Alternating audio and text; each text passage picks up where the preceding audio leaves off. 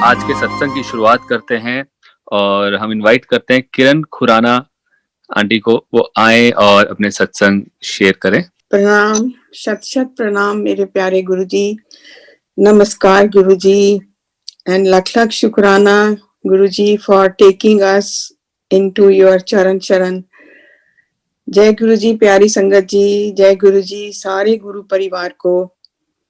सबसे पहले तो मैं बड़े मंदिर की मैनेजमेंट एंड ऑल द सेवादार्स who are managing this platform, उनका थैंक्स करना चाहूंगी कि they have enabled us to get Guruji's blessings in such difficult times and hard times. So thanks a lot, everybody. Jai Guruji. संगत जी, गुरुजी की आज्ञा से जब गुरुजी used to tell किसी भी संगत को कि आप I mean, he used to tell somebody to stand up and narrate or write down their journey with Guruji and their blessings. So this is what is called satsang. और वो ही गुरुजी actually हमने गुरुजी से ही सीखा था या सुना था, जैसे भी कि गुरुजी की हर एक सत्संग जो है वो सुनाने वाले का भी कल्याण करता है और सुनने वाले का भी कल्याण होता है उसमें।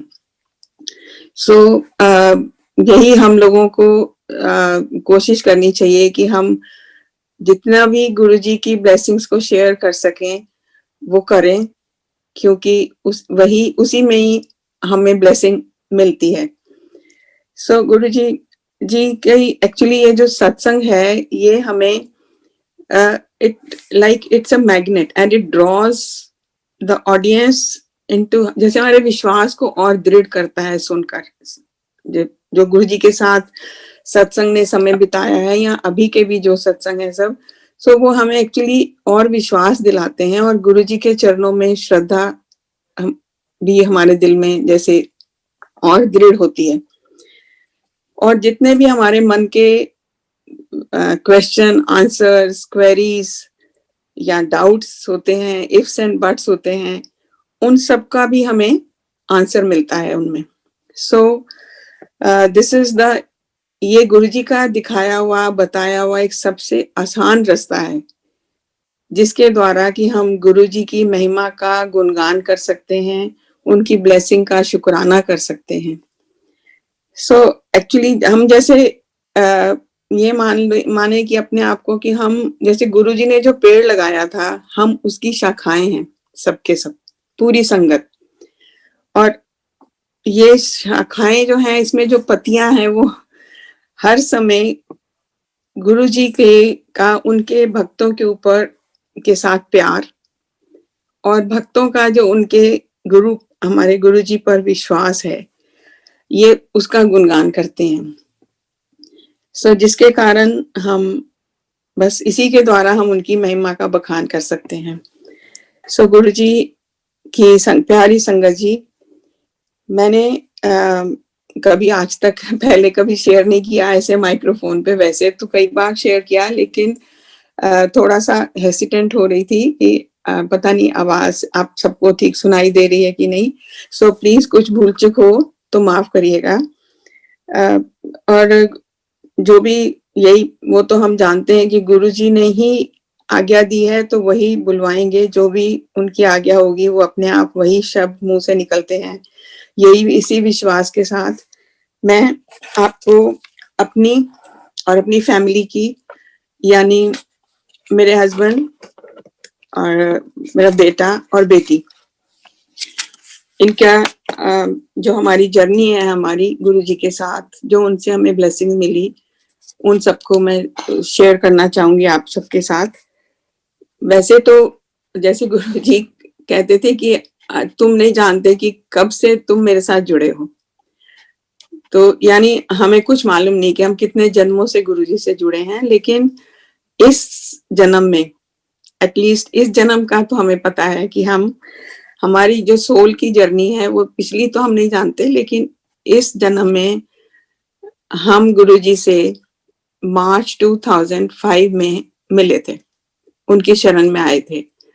वैसे तो आई एम वेरी श्योर कि गुरुजी जो हमारे जन्म से लेकर 2005 मार्च तक की जर्नी में भी हमारे साथ ही थे, और किस रूप में थे ये हम नहीं कह सकते, क्योंकि हमने पहले कभी भगवान को देखा नहीं था, और उनको मिलने के बाद भी ये नहीं जान पाए कि हम भगवान के चरणों में बैठे हुए हैं।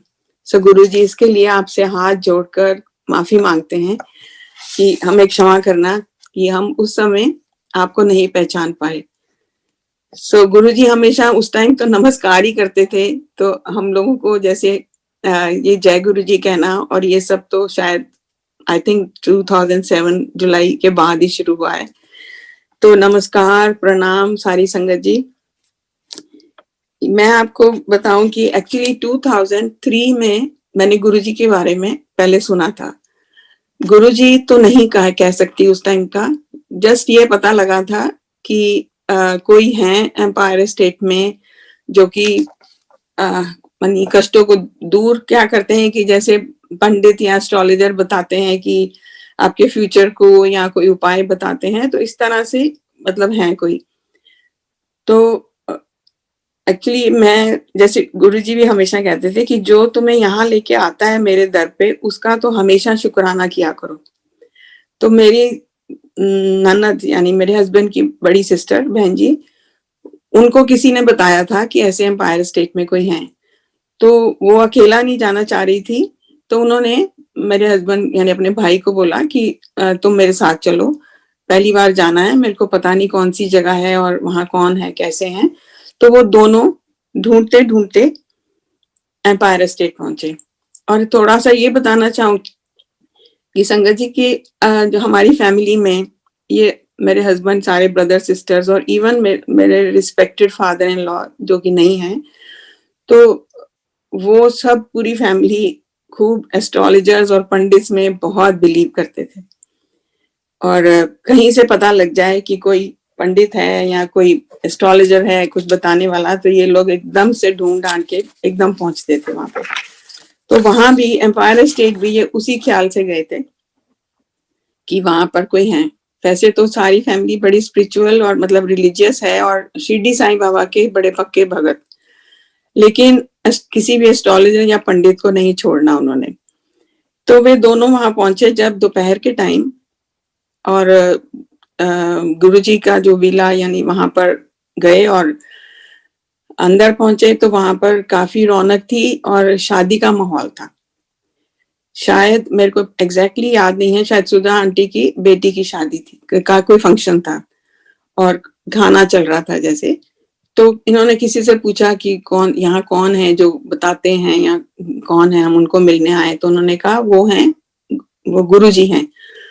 तो उन्होंने इशारा किया और दिखाया, तो गुरुजी इधर उधर चल रहे थे, सबको मिल रहे थे जैसे, और उन्होंने अचकन पहनी हुई थी और सिर पे जैसे वो कुल्ला यानी पगड़ी टाइप वो बांधी थी, जैसे शादियों में जैसे बड़े बांधते हैं, तो घर के सबसे बड़े जैसे बांधते हैं, तो वो उन्होंने पहना हुआ था। तो इन्होंने दोनों ने देखा और दे वर नॉट समहाउ इम्प्रेस्ड, और वैसे भी इनको अजीब लग रहा था कि शादी का घर है और हम बिना बुलाए आ गए हैं, तो इसलिए चलते हैं। फिर किसी ने कहा कि आप लंगर करके जाओ, खाना खा के जाओ। तो इन्होंने फिर वही सोचा कि नहीं, शादी का खाना और हम बिना बुलाए आ गए हैं तो हम नहीं खा सकते, और ये लोग वापस आ गए दोनों। तो इन्होंने आके मेरे को थोड़ा बताया, लेकिन मैं जैसे कि आपको बताऊं कि बिल्कुल भी इंटरेस्टेड नहीं पंडित या एस्ट्रोलॉजर्स के बारे में सुनने को या बात करने को। मेरे को पता नहीं, बिल्कुल अच्छा नहीं लगता था। तो मैंने कहा मेरे को तो मत बताओ। उसके बाद हमारी कोई बात नहीं हुई। 2 साल निकल गए जैसे, लेकिन बीच बीच में मेरी सिस्टर इन लॉ की बेटी जो है वो जाती रही वहां पर। कब जाना शुरू किया उसने और कब जाती थी एग्जैक्टली मेरे को नहीं पता, पर बहन जी कई बार बताते थे कि वो रात को जाती है, पता नहीं कहाँ जाती है और बड़ी देर से आती है, कहती है वहां पे सत्संग होता है। और जब से वो जाने लगी है और पता नहीं हमारे घर में अजीब अजीब सी खुशबुएं आने लग गई हैं, जैसे अगरबत्ती जल रही हो या फूल होते हैं जैसे मंदिर के, तो घर में ना अगरबत्ती जल रही होती है और फिर भी खुशबू आती रहती है, जैसे मेरे को तो लगता है कि किसी ने कुछ कर दिया है। तो इस तरह से ये बातें होती रहती थी और आई गई होगी, तो मैंने तो बिल्कुल ध्यान नहीं दिया इन बातों की तरफ। खैर उसके बाद जब गुरुजी, वही होता है कि जब गुरुजी का बुलावा होता है हम तभी जा सकते हैं। तो मार्च 2005 में मैं और मेरे हस्बैंड हम लोग महरौली गए थे किसी काम से और वहां से वापस आ रहे थे। तो जब हम सुल्तानपुर जैसे क्रॉस किया तो मेरे हस्बैंड ने, गेट आया जब एम्पायर स्टेट का, तो ही पॉइंटेड आउट कि ये एम्पायर स्टेट है जहां मैं एक बार बहन जी के साथ आया था और यहाँ पर वो हैं जो बताते हैं। तो मैंने कहा कि बिल्कुल नहीं, बिल्कुल स्टर्नली मना किया। इन्होंने कहा चलना है, मैंने कहा नो बिल्कुल नहीं, तो आप घर चलो सीधा। तो इस तरह हमारी डिस्कशन चलती रही। He was trying to convince me और मैं ना करती जा रही थी कि नहीं मेरे को बिल्कुल नहीं जाना। लेकिन पता नहीं कैसे व्हेन वी रीच्ड अंधेरिया मोड़ और हमारी गाड़ी ने यू टर्न ले लिया and we were heading towards मेरे प्यारे Guruji. And I consider myself so fortunate, and I will say that day was the most fortunate day of my life. यानी मतलब जिसको कहते हैं ना कि लाइफ का सबसे प्यारा और सबसे अच्छा और लकीएस्ट डे मेरा, कि जब, जो कि बाद में रियलाइज किया है ऑफ कोर्स हमने, तो तब तो मैं बड़ी रिलक्टेंटली और चलो अब पहुंच ही गए हैं तो चलते हैं। सो आई थिंक ये गुरुजी का बुलावा था and he was just pulling us like a magnet और हम पहुंच गए। और आप संगत जी, जैसे आप मोस्टली जानते हैं कि एम्पायर स्टेट में आप गाड़ी अंदर नहीं ले जा सकते, वहां पर आपको बाहर ही पार्क करनी पड़ती है। लेकिन जब हम उस दिन गए तो किसी ने हमें रोका नहीं और सीधा हम अंदर गाड़ी ले गए और इन्होंने जाकर, जो थोड़ा इनको याद था, वहां गुरुजी के लीला उनके मंदिर, छोटे मंदिर के सामने गेट के गाड़ी पार्क कर दी और हम उतर के अंदर जाने लगे। तो जैसे ही हम गेट से थोड़ा आगे गए तो एक अंकल भागे भागे आए कि आपने यहाँ गाड़ी क्यों पार्क करी। तो अंकल ने कहा तो क्या करें फिर। तो इस तरह से उनकी डिस्कशन हुई एनीवे, एंड उन्होंने कन्विंस करा उनको कि हम थोड़ी देर में ही जा रहे हैं, हम ज्यादा देर नहीं रुकने वाले। तो उन्होंने कहा अच्छा ठीक है। तो जैसे भी हुआ मेरे को पूरा याद नहीं है, तो हम अंदर चले गए।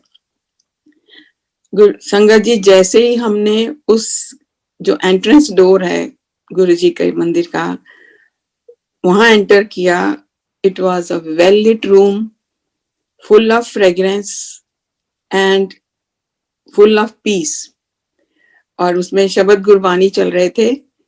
तो ऐसे लगा जैसे, मतलब you can't imagine, I can't explain you कि क्या फीलिंग आई उस टाइम उसमें अंदर पैर रखते ही, कि हम जैसे हेवन में पहुंच गए हों। इतनी मीठी मीठी सुगंध, हल्की हल्की सी, और वही है जैसे कि आपने और भी संगत जी से सुना है कि यही ख्याल आया कि अच्छी जगह है लेकिन यहाँ तो इतना परफ्यूम छिड़का हुआ है, यहाँ लोग बड़े हाई फाई बैठे हैं और सबने परफ्यूम शर्फ्यूम लगाए हुए हैं and all that. Anyway, but there was lot of peace. तो हमारे आगे एक दो संगत जी चल रहे थे, तो हमें क्योंकि वहां का कुछ मालूम नहीं था तो हम भी उनके पीछे पीछे चलते रहे। और जैसे ही वो राइट को मुड़े तो हमने देखा कि सामने somebody sitting on a beautiful ornamental chair, और देखा कि उन्होंने उनके आगे माथा टेका। तो हमने भी, जब हमारी बारी आई तो हम आगे होके हमने भी माथा टेका। तो माथा जैसे ही टेका हमने, और आप मानेंगे नहीं, जैसे ही मैंने नजर ऊपर उठाई तो गुरुजी का चेहरा देखा। ओ माय गॉड, क्या गुरुजी का तेज, क्या ऑरा! बस मतलब आप एक सेकंड से ज्यादा देख नहीं सकते थे, जैसे एकदम आंखें चौंधिया गई जैसे। एनीवे, तो हम उठने लगे तो गुरुजी ने एकदम से हम दोनों को कहा इत्थे ही बैठ जाओ।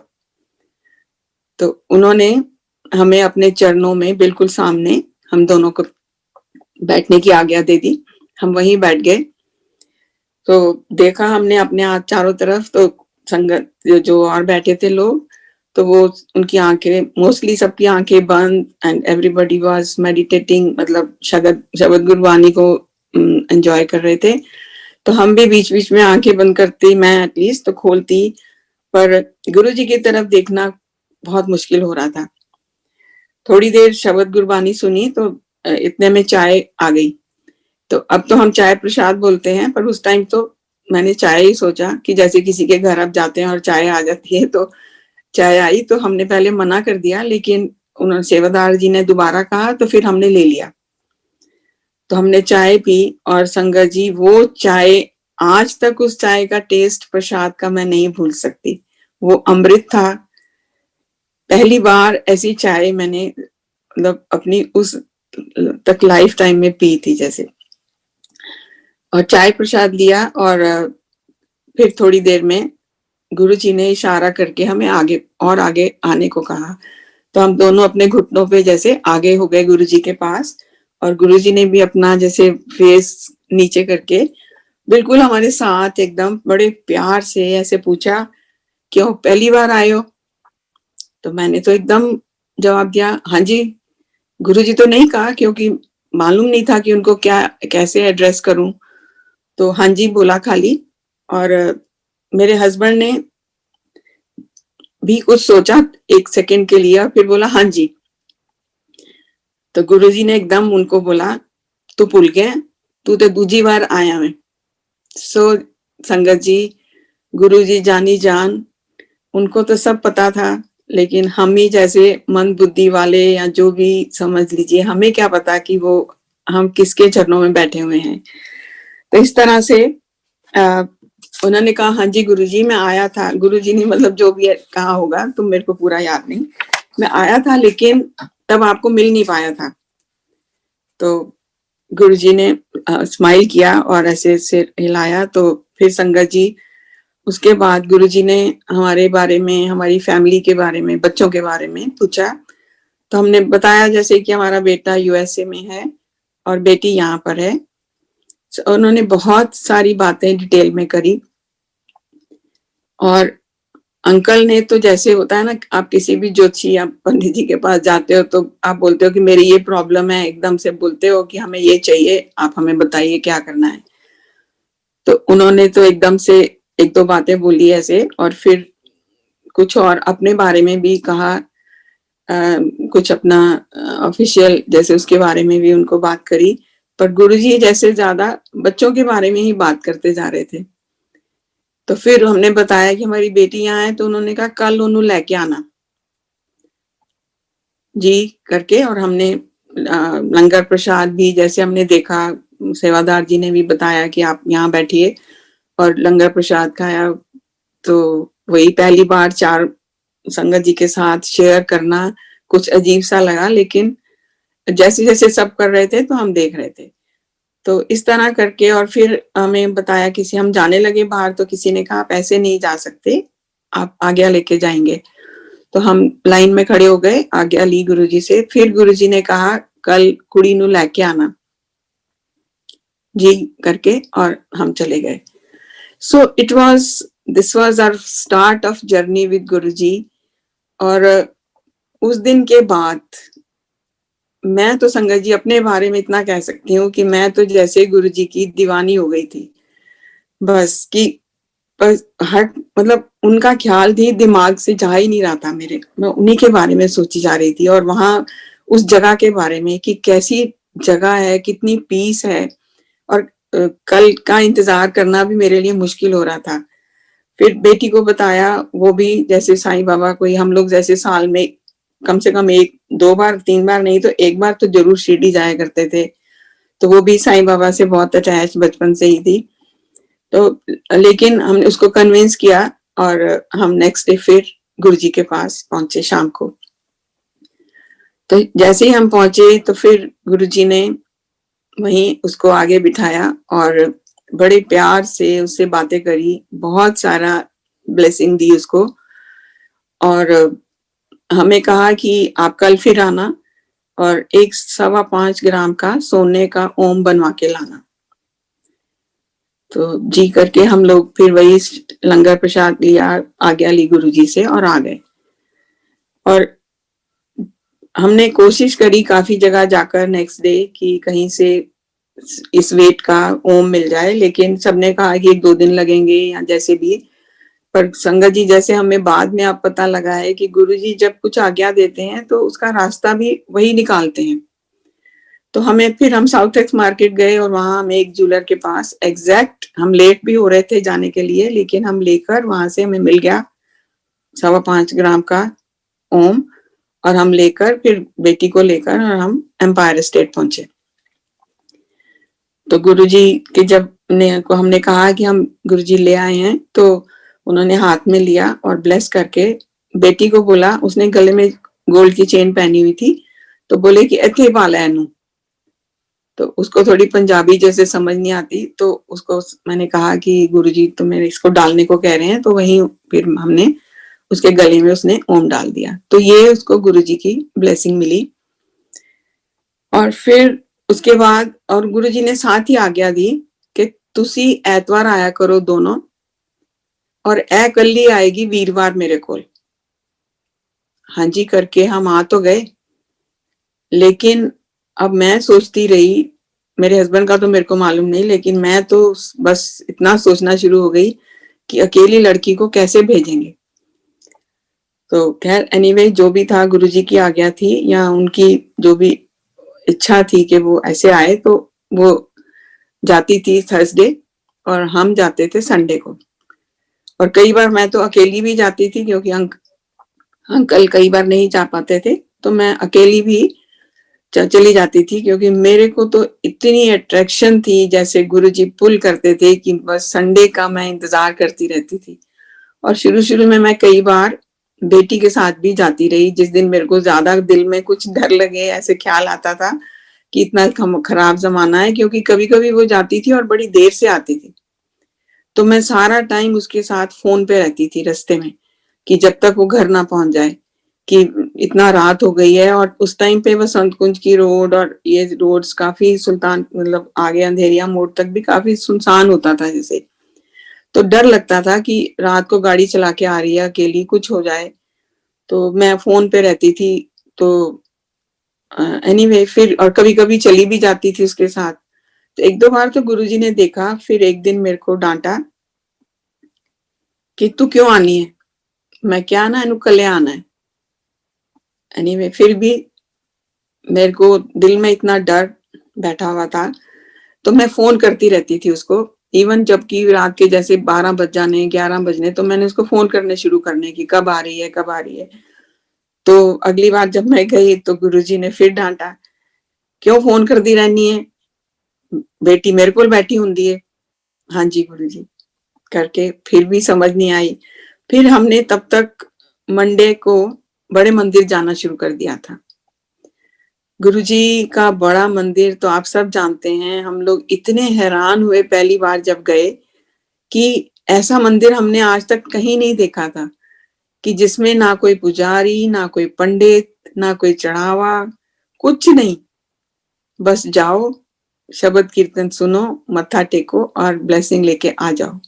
और क्या पीस वहां मिलती थी, मतलब ऐसा। और एटमॉस्फेयर तो किसी मंदिर में ऐसी सफाई, पहली बार जब गए तो सफेद एकदम, सब वाइट वाइट एकदम, walls, floors, everything was so beautiful, amazing लगा जैसे।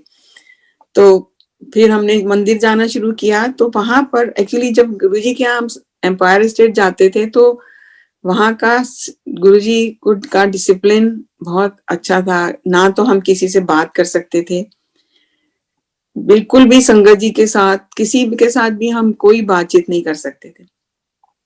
चाहे हमें बाहर आकर भी जब वेट करना होता था, लंगर प्रसाद के लिए खड़े होते थे या जल प्रसाद लेने के लिए बाहर खड़े होते थे, तो कभी भी आपस में बातचीत नहीं करता था कोई भी। तो हमें, और ना ही हमें किसी ने वहां के मतलब रूल्स या ऐसे कुछ बताए भी थे।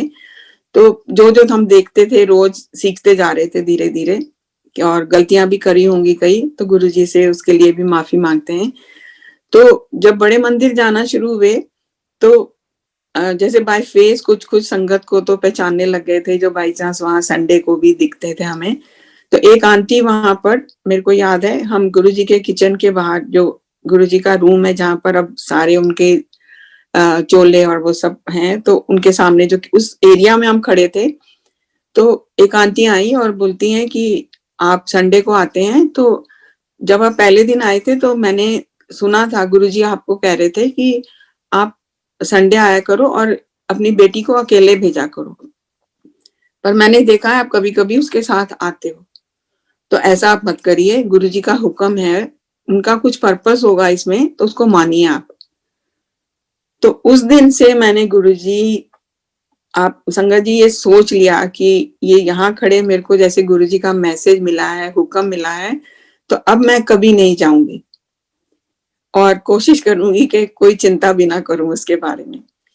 तो उस दिन से संगत जी उसके दिन के बाद मैं कभी उसके साथ नहीं गई और गुरुजी जैसे पूरी संगत का इतना ध्यान रखते हैं, मैं ये मानती हूँ कि उनके यहाँ जाना, उसके बारे में सोचना, वो हमारा शायद काम है कि थोड़ा हमें अपने ऊपर इतना बुद्धि पे वो करना है कि हमें गुरुजी के बारे उनके यहाँ सत्संग में जैसे भी बड़े मंदिर या जो भी मंदिर गुरुजी का है वहां जाने के लिए सोचना है। उसके बाद वहां पहुंचाना और वहां से वापस हमें घर पहुंचाना सब गुरुजी देखते हैं और उनके बुलावे के बिना तो खैर कोई जा ही नहीं सकता। तो इस तरह संगत जी हम जाते रहे और उस अपनी बेटी का मैं एक वही इसके बारे में कनेक्शन में एक सत्संग सुनाती हूँ कि एक बार वो गई जैसे रात को और गुरुजी का सत्संग अटेंड किया, शब्द कीर्तन, और वो एक्चुअली मोस्टली ऊपर जाके बैठ जाती थी अपने आप ही अकेली ऊपर और वहां बैठ के शब्द कीर्तन सुनती थी और फिर लंगर प्रसाद के लिए जब नीचे आना उसने और आज्ञा लेने वो गई तो गुरुजी ने कहा नहीं बह जा, तो वो जाके फिर बैठ गई पीछे। फिर थोड़ी देर के बाद गई तो फिर गुरुजी ने कहा बह जा, तो हार्डली 4-5 संगत जब रह गए रात के शायद 12 बज गए होंगे, तो गुरुजी एक और अंकल आंटी थे वहां पे, I think she told me Narinder uncle थे शायद, तब तो नहीं पहचानते थे ना नाम किसी का नाम जानते थे, तो बाद में उन्होंने शायद बताया था कि आपकी बेटी थी और ऐसे हुआ था। तो गुरुजी ने उन अंकल को कहा तू अपनी गड्डी एस बच्ची दी गड्डी दे पीछे रखी। उन्होंने कहा हाँ जी गुरुजी। तो फिर आज्ञा लेने लगे तो गुरुजी ने कहा नहीं बह जा। फिर गए तो उन्होंने कहा कि अंधेरिया मोड़ तक अपने पीछे रखी गड्डी, एदे पीछे रखी गड्डी। तो फिर जब चलने लगे, जब मेरी बेटी ने माथा टेका आज्ञा ली, तो फिर उन्होंने उन अंकल को बोला नहीं अंधेरिया मोड़ नहीं, तो वसंत कॉन्टिनेंटल तक गड्डी दे नाल जाए। उन्होंने कहा ठीक है गुरुजी। हालांकि वो शायद दूसरी साइड में रहते हैं, पर वो हमारी बेटी की गाड़ी के पीछे पीछे वो लोग दोनों गाड़ियां चल पड़ी। आप मानेंगे नहीं संगत जी, जैसे ही अंधेरिया मोड़ से लेफ्ट लिया इन लोगों ने, तो एकदम से मेरी बेटी की गाड़ी का टायर पंक्चर और रात का शायद 1 बज रहा होगा, एकदम सुनसान जगह। और फिर अंकल आंटी जो थे वो अंकल बाहर आए और उन्होंने कोई मिला नहीं, वहां पर कोई भी नहीं था उस टाइम, जहां पर आप सब जानते हैं शायद एक साइड में नर्सरीज हैं फ्लावर्स की और दूसरी साइड में ऐसे ही दीवार है, सुनसान जगह है। तो वहां पर टायर पंक्चर हो गया। तो फिर उन दोनों ने ही मिलके और स्टेपनी टायर चेंज किया और फिर अंकल बसंत कॉन्टिनेंटल तक उसके पीछे पीछे आए और फिर वहां से वो अपने रास्ते चले गए और बेटी घर आ गई। तो इस तरह से देखिए संगत जी कि गुरु जी को सब पता रहता है, इसीलिए उनको सब मालूम था कि ये होना है। और आधी रात को अगर बच्ची अकेली होती वहां पर सड़क पर तो कुछ भी हो सकता था और अकेली टायर भी चेंज नहीं कर सकती थी। तो इस तरह से गुरुजी हर संगत का एकदम पूरी तरह से ख्याल रखते हैं। सो हमें सिर्फ उनके बारे में सोचना है, उनको याद रखना है, बस उनका नाम लेना है, बाकी सब उन पर छोड़ देना है। वो कब बुलाएंगे, कैसे बुलाएंगे, ये सब उनके हाथ में होता है। सब गुरुजी इस तरह से संगत जी हमारी गुरुजी के साथ जर्नी चलती रही और मेरा बेटा क्योंकि यहाँ था, उसको तो ज़्यादा मौका नहीं मिला गुरुजी के दर्शन करने का। सिर्फ़ एक बार ही वो 2005 में शायद आया था इंडिया, वो भी बहुत थोड़े दिन, 4-5 दिन के लिए। और तो हम उसको ले गए थे एम्पायर स्टेट। तो गुरुजी की उसने गुरुजी के दर्शन किए और उनकी ब्लेसिंग ली। और इसी तरह ही हमारे सन इन लॉ भी एक बार आए थे इंडिया, तभी 2005 में। तो तब उन्होंने भी एक ही बार गुरुजी के दर्शन किए हुए हैं। पर गुरुजी ने बेटी को ब्लेस किया और वो उसको कहते, और मतलब जैसे उसको कहते थे कि तू भी जा बाहर, हम उसको काफी कहते रहते थे, तू भी बाहर जा, आगे पढ़ाई कर थे। तो उसने, अब वो 1-2 बार ट्राई कर चुकी थी पहले वीजा, पर आप सब जानते हैं कि डॉक्टर्स को थोड़ा वीजा मुश्किल से मिलता था, तो उसका रिजेक्ट हो गया था। तो बताया गुरुजी को ऐसे, गुरुजी वीजा तो मिलया नहीं।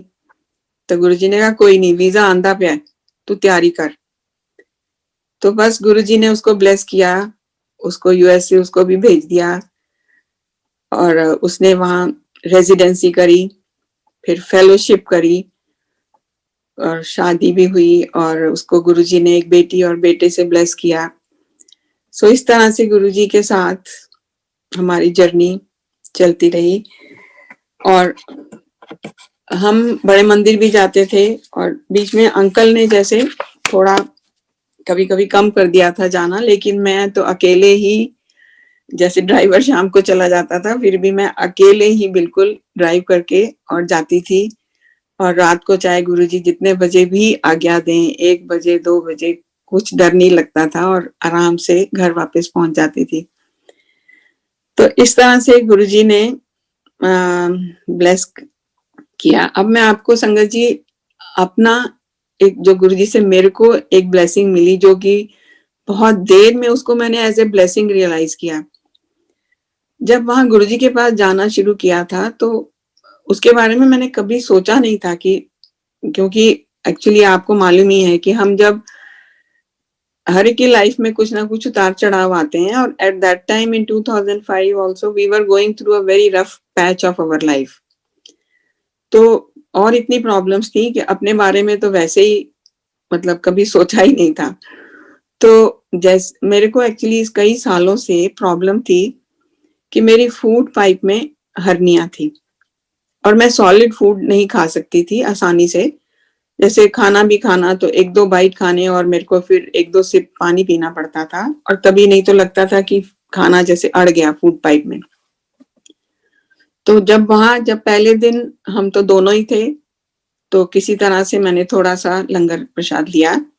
जब सेकंड डे में हम गए थे और मेरी बेटी साथ में थी, तो उसको तो मालूम था, उसने देखा कि मम्मी खाना नहीं खा पा रही हैं, तो वो मतलब अभी तो मैं खाना ही बोल रही हूँ क्योंकि उस टाइम हमें नहीं पता था कि ये लंगर प्रसाद है। तो हम उसने देखा कि अंदर तो सब बैठे हैं जैसे लाइनों में, लेकिन कहीं भी अंदर पानी सर्व नहीं हो रहा। तो उसको लगा कि मैं तो खाना नहीं खा पाऊंगी, तो उसने जो लंगर प्रसाद सर्व कर रहे थे उन अंकल को बोला कि सेवादार जी को कि पानी का ग्लास चाहिए, मेरी मम्मी खाना नहीं खा सकती हैं। तो उन्होंने बाहर से पानी का ग्लास लाके दिया और मैं किसी तरह से पानी के साथ पी के मैंने लंगर प्रसाद खाया और आ गए घर वापस। तो गुरुजी तो जानी जान, वो सब देख रहे होंगे और उनको पहले से ही पता होगा ये सब। तो थर्ड डे जब हम फिर गए थे, तो मैं मेरी बेटी के साथ बैठी थी क्योंकि अंकल थोड़ा दूर थे। वहां ये नहीं होता था कि आपने फैमिली के साथ ही बैठना है, जहां भी जैसे जगह गुरुजी की का ही होती थी आज्ञा, ये भी कहाँ पर कौन बैठ रहा है, किसके साथ आपने लंगर करना है, ये सब बातें तो बाद में पता चली। तो मैं और मेरी बेटी साथ साथ में थे। तो फिर से वो सोच रही थी कि अब उसने बाद में बताया, ही सोच रही थी कि फिर से पानी मंगाए, लेकिन उसने देखा कि मैं तो बड़े आराम से खाना खाई जा रही हूँ और कोई प्रॉब्लम नहीं हो रही मेरे को खाने में, ना मैंने पानी मांगा। तो वो देखती रही। तो फिर जब मैंने पूरा खा लिया, हमारा लंगर प्रसाद पूरी थाली खाली हो गई, हम चारों संगत जो खाना खा रहे थे, तो वो कहती है, मॉम डू यू नो क्या हुआ है? आई सेड नहीं, क्या हुआ है? कहती do you know you have finished the whole food without water. Wow, imagine, मैं तो ये रियलाइज ही नहीं करा था कि मैंने सारा लंगर प्रसाद बिना जल प्रसाद के खा लिया है। तब भी ना उसने और ना मैंने ये नहीं सोचा कि ये गुरुजी कर रहे हैं या उनकी ब्लेसिंग है। ठीक है, हो सकता है भाई एक दिन ऐसा हो गया है, तो अब उसके बाद तो ख्याल ही नहीं आया। तो अब रोज उसके बाद हमेशा घर में भी वो दिन और आज का दिन, संगत जी, गुरु जी की ऐसी ब्लेसिंग कि अब मेरे को खाना खाने के लिए जल की आवश्यकता नहीं होती, मैं आराम से खाना खा सकती हूँ। तो ये जो प्रॉब्लम मेरी इतने सालों से चल रही थी और इतने टेस्ट कराए थे, इतने डॉक्टर्स से पूछा था, सबने इसका क्योर सर्जरी बताया था, लेकिन मैं बहुत डरती थी और बस काम चला रही थी कि जब तक चलता जाएगा ठीक है।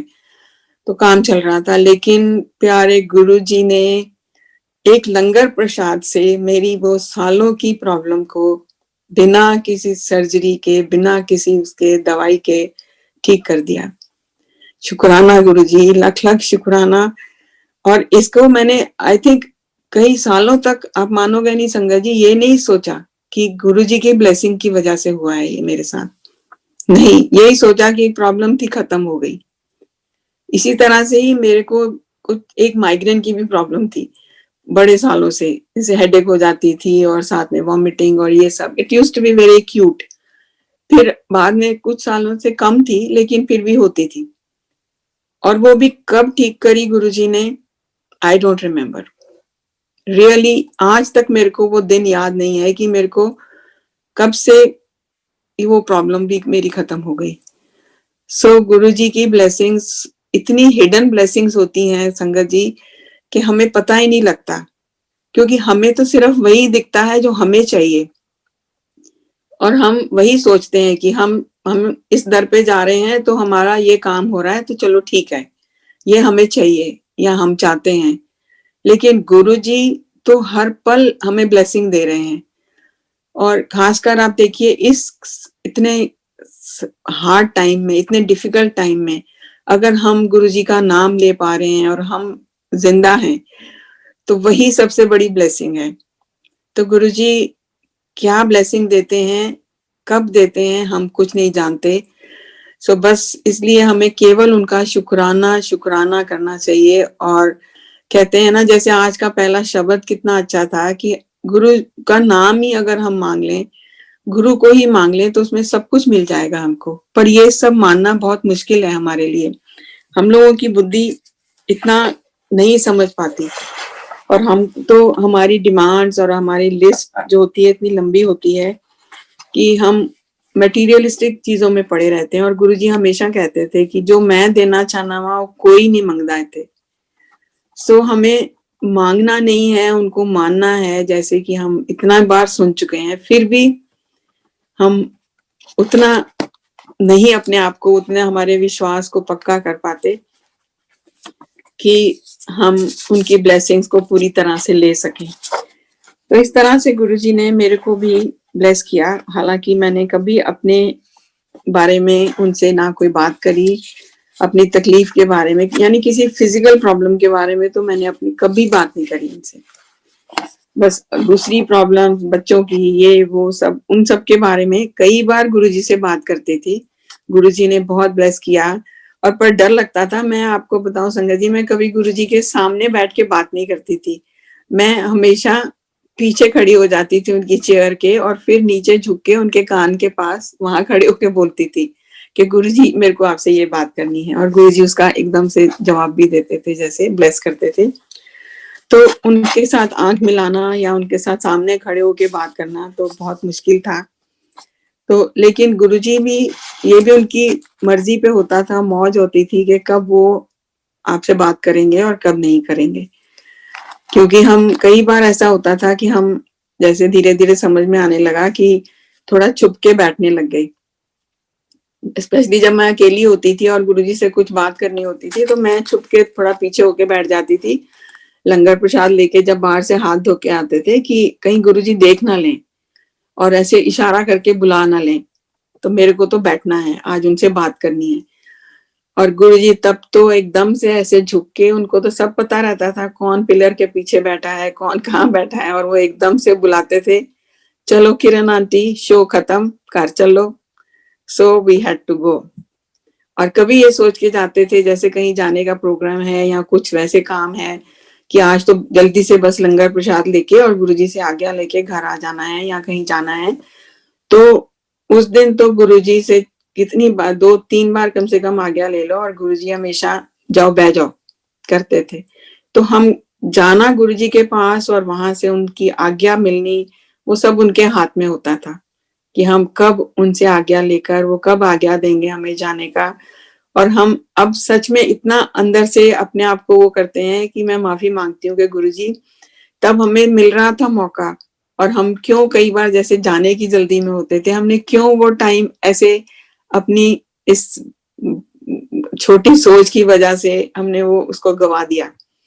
एनीवे, गुरुजी के साथ जो थोड़ा सा समय मिला वो बहुत ही उस समय को तो कभी भूल नहीं सकते कि जो टाइम थोड़ा सा उनके चरणों में बिताया।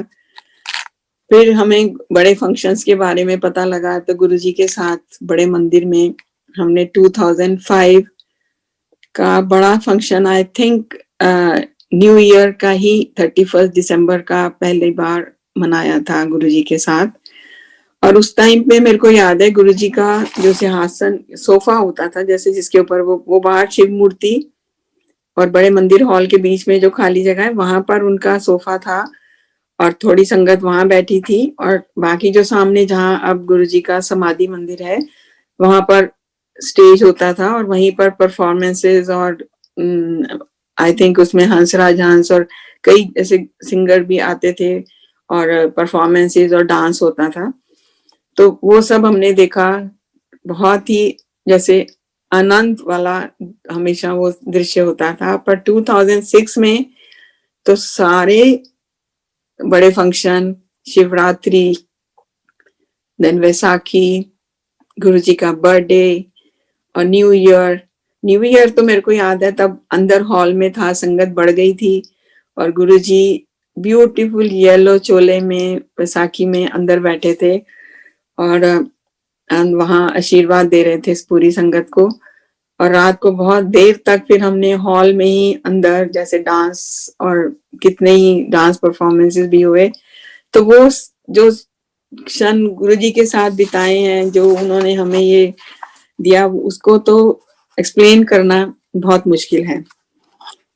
तो इस तरह से गुरुजी के साथ हम जाते थे जैसे, और जैसे आपको बताया फिर 2007 में May 27th, I still remember, yes, May 27th Sunday था, और हम गुरुजी के पास एज यूजुअल मैं और अंकल हम दोनों गए सत्संग अटेंड करने।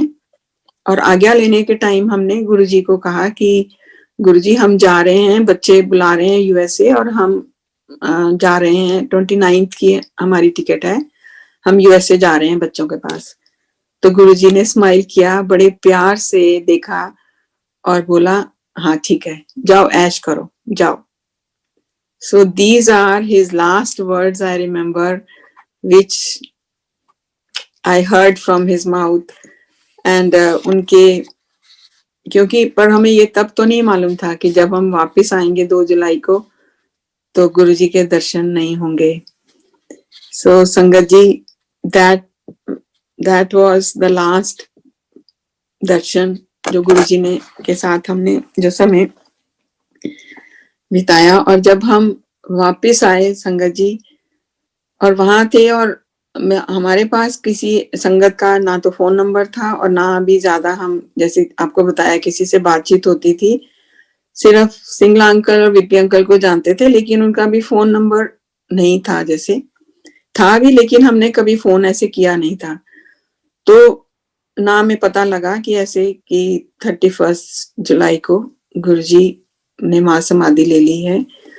तो जब हम 31 मई को, सॉरी, और फिर हम जब वापस आए 2 जुलाई को, तो it was I think Thursday और फ्राइडे, तो मेरा बहुत मन था कि हम इमीडिएटली गुरुजी के पास शाम को जाएं संगत में, लेकिन मेरे हस्बैंड ने कहा कि नहीं, गुरुजी की आज्ञा है संडे की, तो हम संडे को ही जाएंगे।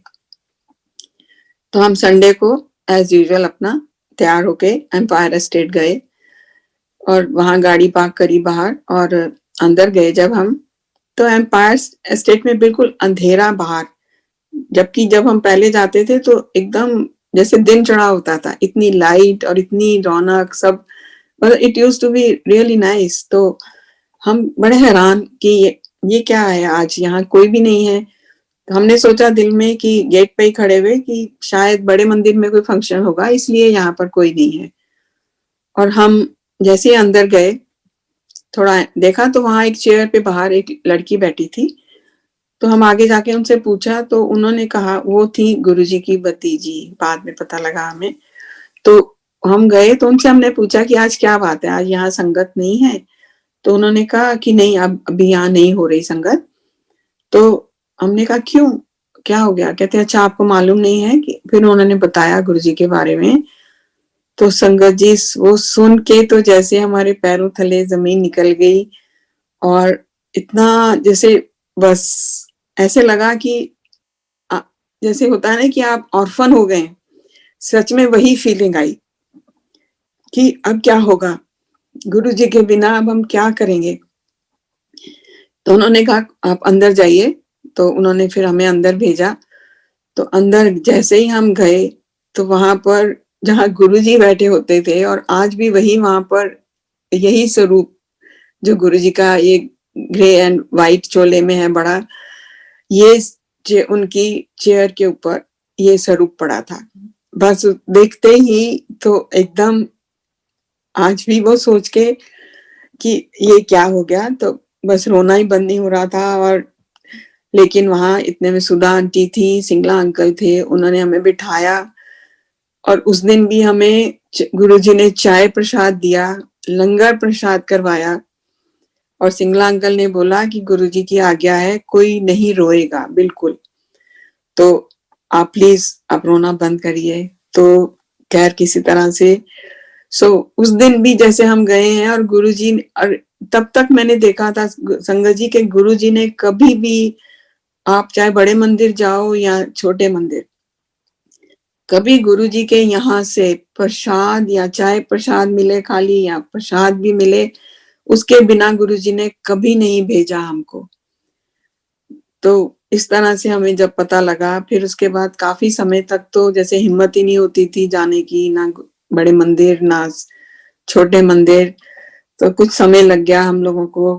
तो मैं आपको तब का भी बताऊं कि जब हम पहले जाते थे इस बड़े मंदिर तो बहुत थोड़ी संगत होती थी, और मतलब क्योंकि कोई फिक्स टाइम या ऐसे सत्संग नहीं होता था, तो कभी भी जैसे कोई भी चार संगत आ रही है थोड़ी सी, कभी 2-3 जने आ रहे हैं, इस तरह से आते थे, मत्था टेका और चले जाते थे।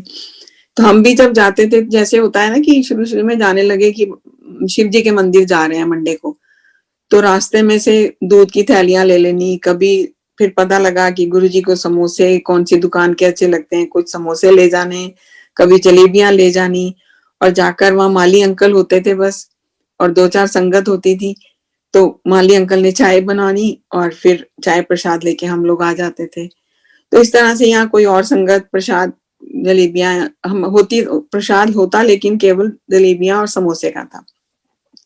तो हर बार कुछ ना कुछ प्रसाद गुरुजी ने जरूर दिया, कभी भी ये नहीं कि खाली हम ऐसे वापस आ गए हों। तो उस दिन भी इस तरह से गुरुजी ने पूरा लंगर प्रसाद, जो कि मतलब रोते रोते भी खाया, लेकिन लंगर प्रसाद खाया गुरुजी का, और उनकी ब्लेसिंग इस तरह चलती रही। तो बहुत दिनों तक मैं अपने आप को ये एडजस्ट नहीं कर पाई, जैसे कि ये नहीं सोचा था ना, क्योंकि कि वो परमेश्वर हैं, परमात्मा हैं, जो कि हर कण में है, हमारे साथ हैं। उनका फिजिकल चोले में होना या ना होना, इट डजंट मैटर। तो मेरे को फिर बच्चे जैसे यहाँ यूएसए में थे और हम वहां थे, और मैं बहुत बार कहती थी कि अब क्या करूं, बहुत मतलब परेशान रहती थी। तो आप मानेंगे नहीं, कई बार होता है कि हमें बच्चों से सीखना मिलता है। हम अपने आप को बड़ा कहते हैं, लेकिन बच्चे कई बार ऐसी बात बोल देते हैं कि वो बहुत ही मीनिंगफुल होती है। तो बच्चों ने मेरे को कहा कि मॉम आप क्यों इतना सोचते हो, जब आप यहाँ थे और गुरुजी तब 31 मई को ही चले गए थे, लेकिन आपको मालूम नहीं था। और वो 1 डेढ़ महीना जो आप 2 महीने यहाँ रहे, तो आपने ये तो नहीं सोचा, आप तो रोज उनको प्रे करते थे और हमेशा कहते थे कि गुरुजी हैं, और आपको लगता था कि बस गुरुजी हैं तो कुछ फिक्र नहीं करना है। तो you were talking like that. तो उस टाइम भी तो आपको वो पीस और तसल्ली और वो मिल रही थी ना, तो अब आप ऐसे क्यों सोचते हो? अभी भी वो आपके साथ हैं। तो उस दिन के बाद मेरे को आया कि यस, वाकई बच्चे एकदम ठीक बात कह रहे हैं। उन्होंने कहा जैसे कि हम साईं बाबा के पास जाते हैं, अब उनको तो हमने कभी देखा नहीं, लेकिन उनको भी तो हम भगवान ही मानते रहे हैं अब तक, और वो हमको ब्लेसिंग देते रहे हैं, हमारे सब काम जो भी हम डिजर्व करते थे करते रहे हैं वो। उसी तरह से गुरुजी को जब आपने मान लिया है और वो भगवान है, तो फिर वो तो हमेशा हमारे साथ हैं। तो वो दिन संगत जी, शुक्राना गुरुजी का कि उन्होंने जैसे ये उनके थ्रू मैसेज दिया और मेरे में हिम्मत आ गई, और मैंने फिर से बड़े मंदिर जाना, और इवन छोटे मंदिर में भी सत्संग हो रहे थे तो वहां भी मैंने अटेंड करे। एवरी संडे वही गुरुजी की आज्ञा के अनुसार संडे ही जाती थी, और मोस्टली अकेली जाती थी क्योंकि अंकल नहीं जाते थे, और थर्सडे को तो बेटी थी ही नहीं यहाँ पर। तो एक्चुअली जब वो बेटी आ गई थी यहाँ पर यूएसए में, तो मैंने गुरुजी से एक बार संडे को पूछा, गुरुजी अब, क्योंकि मेरा दिल करता था कि मैं चारों दिन जाऊं, लेकिन यही सुना कि गुरुजी जिस दिन की आज्ञा देते हैं उसी दिन ही जाना है हमें। तो मैंने गुरुजी से पूछा भी एक दिन कि गुरुजी अब तो वो यहाँ नहीं है और आप उसको थर्सडे को बुलाते थे, तो मेरे को भी प्लीज आज्ञा दे दो उस दिन आने के लिए, मैं थर्सडे को भी आ जाया करूं। तो गुरुजी ने सिर्फ स्माइल किया, सिर हिला दिया, क्योंकि उनको पता था कि मैं शायद नहीं आ पाऊंगी थर्सडे को, और वाकई मैं नहीं जा पाती थी, सोचती थी फिर भी नहीं जा पाती थी। तो इस तरह से जो गुरुजी का बुलावा, और जैसे तो अब ये सब होता रहा, तो गुरुजी के यानी हम दर्शन करने या उनका सत्संग सब उनकी आज्ञा के बिना हम नहीं कर पाते। और जैसे जैसे अब हम फिर यहाँ पर साल में आते थे कई बार और बच्चों को मिलने के लिए, पर लेकिन वहां जितना देर होती थी तो मैं जरूर कोई सत्संग या मिस नहीं करती थी। अच्छा, गुरुजी के होते हुए क्या एक और आपको बताऊं कि गुरुजी के होते हुए भी सत्संग होते थे, लेकिन बहुत कम, और पता भी नहीं लगता था हमें, जैसे क्योंकि गुरुजी खुद ही इनविटेशन दिलवाते थे, और इवन शादियों के कार्ड भी गुरुजी की आज्ञा से ही थोड़ी संगत को किसी किसी को दिए जाते थे जैसे। तो हमें भी गुरुजी ने इस लायक समझा होगा या जो भी, तो 2 बार शादी का कार्ड, एक बार तो अपने हाथ से भी दिया, कहा आना। तो हमने घर जाकर देखा तो मेरे हस्बैंड ने कहा कि ये तो हम इनको तो जानते नहीं है, तो ऐसे जाना तो ठीक नहीं है, और हम नहीं गए। देखिए, ऐसे हम लोग अपनी बुद्धि लगा के जो सोचते थे कितना गलत, हमें नहीं मालूम होता था कि ये तो गुरुजी की ब्लेसिंग मिलनी है वहां पर, और हम नहीं गए। लेकिन सत्संग हमने गुरुजी के साथ कई जगह पर अटेंड करे। तो एक बार मेरे को याद है कि हम 2007 में ही शायद हमने विंटर थी, और हमने तिलक मार्ग पर एक अंकल हैं ब्यूरोक्रेट, उनके यहाँ ही सत्संग अटेंड किया। तो बहुत अच्छा लगा। मेरे अंकल ने सोचना शुरू किया, कहते हैं अब हमको भी अपने गुरु जी का सत्संग करवाना चाहिए। तो हमने कहा चलो ठीक है, हम वापस आएंगे जब यूएसए से जुलाई में, तो उसके बाद हम आकर गुरु जी से आज्ञा लेकर बात करेंगे सिंगला अंकल से और विपी अंकल से, और हम सत्संग अरेंज करेंगे। तो ये सोचते हुए हम वापस आए थे, लेकिन आकर जब पता लगा तो वो नहीं हो पाया। और संगत जी, सत्संग घर में करवाना यानी गुरु जी का आना या हमें गुरु जी के पास जाना उनकी आज्ञा के बिना नहीं हो सकता। आप देखिए, हम 2005 मार्च में गुरु जी से मिले थे पहली बार, और हमें गुरु जी ने जो आज्ञा दी सत्संग करवाने की घर में, उनके आने की, वो भी हमें मिली 31 मई 2013, और वो भी यूएसए में बेटे के यहाँ हमारे घर में। तो इतने साल लग गए हमें गुरुजी से आज्ञा मिलते हुए कि गुरुजी को अपने घर में, और हालांकि हम हमेशा सोचते रहे कि बुलाना है गुरुजी को, घर में बुलाना है, किसी सत्संग करवाएंगे, लेकिन नहीं करवा पाए। तो गुरुजी ने 31 जब, और यूएसए में यहाँ पर मैं आपको बताऊं, ये भी एक बहुत बड़ा प्यारा सत्संग है कि मेरे को गुरुजी यहाँ पर कैसे मिले, क्योंकि जानती नहीं थी मैं कि यहाँ पर भी कोई संगत है, यहाँ संगत होती है, सत्संग होते हैं। तो हम तो हर साल आते थे, लेकिन ये नहीं मालूम था उस टाइम पे। तो 2012 एंड में हम यहाँ पर समर में आए थे, और फिर हम जैसे वापस जाने वाले थे विंटर में। तो अक्टूबर नवंबर शायद था, तो हम वापस जाने वाले थे, लेकिन अंकल की कुछ प्रॉब्लम हो गई, वो एक दिन गिर गए थे, तो वो नहीं ट्रैवल कर पा रहे थे, कुछ और भी प्रॉब्लम हो गई थी, तो उस वजह से हमारा जाना रुक गया।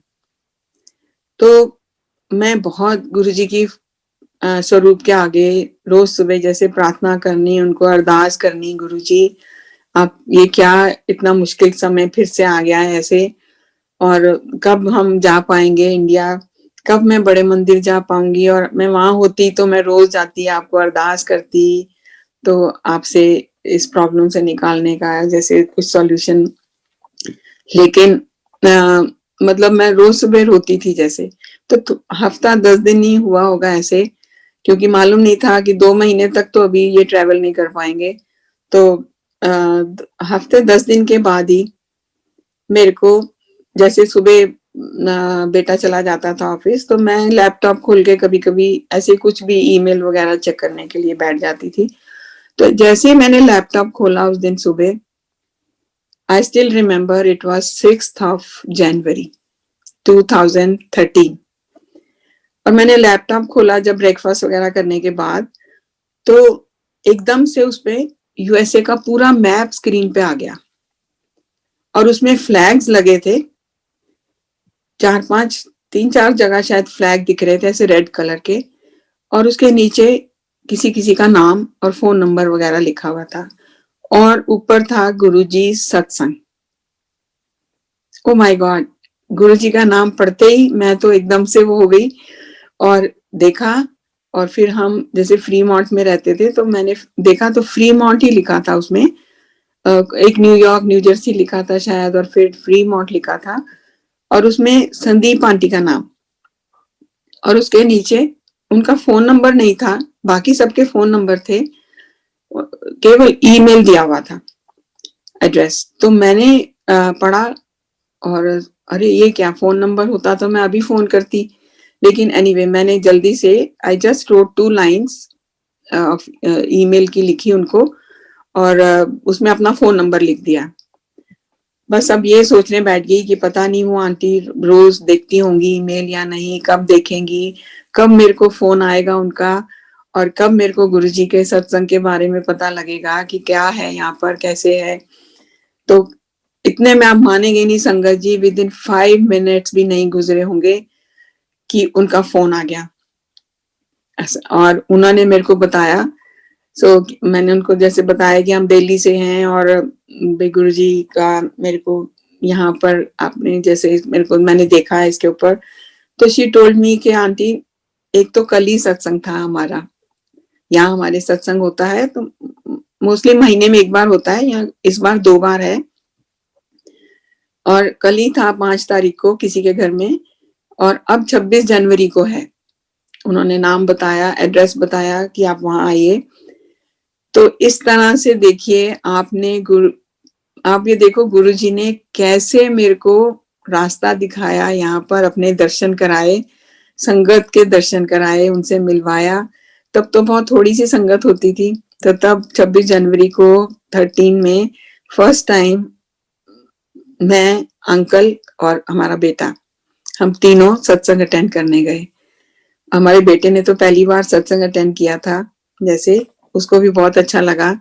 फिर हम जाने लगे जब भी जैसे पता लगता था। पर संगत जी आप मानेंगे नहीं, आज तक मैंने दोबारा कभी वो मैप नहीं देखा दोबारा से स्क्रीन के ऊपर जिसमें कि ऐसे हो, और बिना क्लिक किए और बिना कुछ किए वो जैसे आ गया था स्क्रीन पर, दैट वाज गुरुजी's मिरेकल। उनका बुलावा था, उन्होंने दर्शन देने थे, उन्होंने सत्संग में मेरे को, मैं इतना उनको जो कह रही थी, तो देखिए संगत जी, गुरुजी हर जगह हैं। और अब तो आप देखिए गुरुजी हर घर में, हर सिटी में, हर कंट्री में, पूरे वर्ल्ड में हैं, और हमें अपनी ब्लेसिंग दे रहे हैं सबको, पूरी संगत को, पूरे संसार को। और बस केवल हमें ही उनके साथ जुड़े रखना है अपने आप को, और यही उनसे प्रार्थना करनी है कि हमें, हमारा हाथ वो ना छोड़ें, क्योंकि हम तो फिर वही इफ्स एंड बट्स वाले और मंद बुद्धि वाले, हम कभी उनका हाथ अगर उनका हम पकड़ेंगे तो शायद छोड़ भी दें, लेकिन अगर उन्होंने एक बार हाथ पकड़ लिया तो हमें पूरा विश्वास है कि वो कभी हाथ नहीं छोड़ेंगे। लेकिन संगत जी, ये जरूरी नहीं है कि गुरुजी मिल गए हैं तो हम ये सोचें कि हमारी लाइफ अब बस सब अच्छा ही अच्छा होगा, क्योंकि सब अपने कर्मों का फल तो हमें भोगना ही है।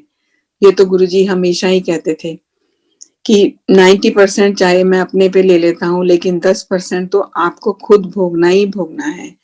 तो इसीलिए जो उतार चढ़ाव हमारे जीवन में आते हैं या मुश्किल टाइम आता है, तो वो सब हमारे अपने कर्मों का ही फल होता है। इसमें किसी का दोष नहीं, किसी को ना दोष देना चाहिए हमें।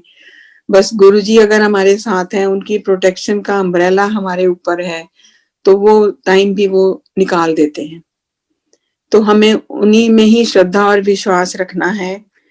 तो बस संगत जी, हमें जैसे अब मैं आपको बताऊं कि हम उसके बाद भी हम जाते रहे गुरुजी के पास। अब जब भी इंडिया में होते थे तो कोई संडे नहीं मिस करते थे, अंकल और मैं, हम दोनों बड़े मंदिर जाते थे। मंडे को हम लोग हमेशा बड़े मंदिर जाते थे। तो हम और गुरुजी का मजाक करने का आप सबको अब तो बहुत पता लग गया है कि इतने पुरानी संगत के भी सबके सत्संग सुन के, कि गुरुजी मजाक बहुत करते थे, और कई कई एब्रीविएशंस के फुल फॉर्म्स जैसे बड़े और तरह के बताते थे। तो अंकल ने भी जब जाना तो गुरुजी ऐसे स्माइल करके बोलते थे, आ गया इनविजिबल आफ्टर सनसेट। ये गुरुजी का फुल फॉर्म था आईएएस का। और अंकल क्योंकि कभी जाते थे कभी नहीं जाते थे, उनके दिमाग में थोड़े इफ्स एंड बट्स थे, उनका अपना जो भी कनेक्शन था गुरुजी के साथ। तो गुरुजी कहते थे आई कंफ्यूज्ड इट। तो गुरुजी कंफ्यूज्ड वर्ड भी यूज करते थे ऐसे। लेकिन ये सब उनका, क्योंकि हर एक का अपना कनेक्शन है गुरुजी के साथ।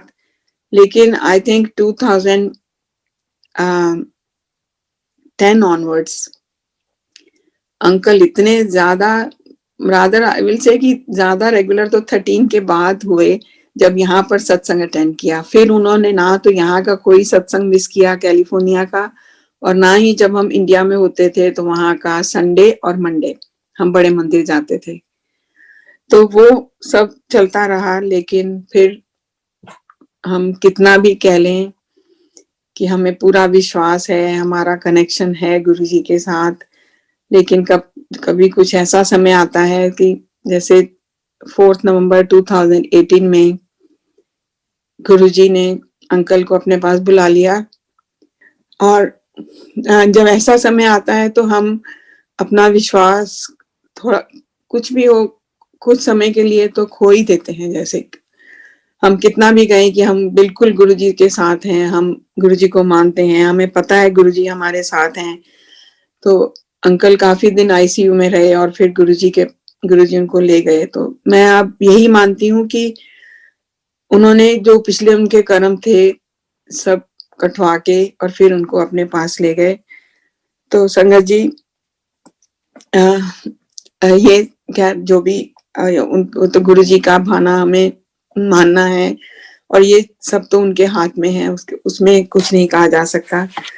तो संगत जी, और मैं आपको जैसे और एक अंकल का ही बहुत ही प्यारा सत्संग है जो मैं आपको सुनाऊं।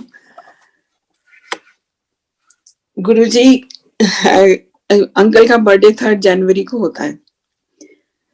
तो 2014 में 3 जनवरी को हमने बड़े मंदिर शाम को जाना था, क्योंकि तब तक तो ये हो गया था कि बर्थडे है या एनिवर्सरी है या कोई भी बच्चों का बर्थडे है तो मनाने का तरीका यही था कि बस बड़े मंदिर जाना है तो गुरु जी के पास, तो वही करते थे हम हमेशा।